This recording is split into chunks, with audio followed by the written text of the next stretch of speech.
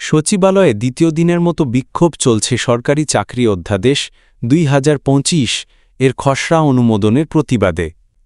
আজ রোববার সকালে শত শত কর্মকর্তা কর্মচারী দপ্তর ছেড়ে নিচে নেমে মিছিলে যোগ দেন।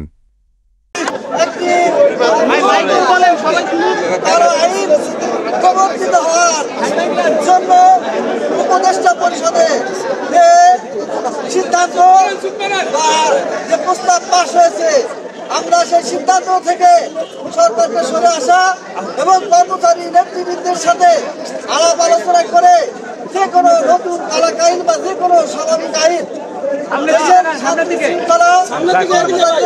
মিছিল থেকে স্লোগান দেওয়া হচ্ছে, অবৈধ কালো আইন মেনে নিব না।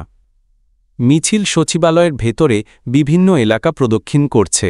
বাংলাদেশ সচিবালয় কর্মকর্তা কর্মচারী সংযুক্ত পরিষদের সভাপতি মোহাম্মদ বদিউল কবির অনুমোদিত অধ্যাদেশের খসড়াকে কালাকানুন আখ্যায়িত করে বলেন, এটি প্রত্যাহার না করা পর্যন্ত তারা অবস্থান কর্মসূচি চালিয়ে যাবেন। গত বৃহস্পতিবার অন্তর্বর্তী সরকারের উপদেষ্টা পরিষদের বৈঠকে সরকারি চাকরি আইন 2018 সংশোধন করে সরকারি চাকরি অধ্যাদেশ 2025 এর খসড়া অনুমোদন দেওয়া হয়।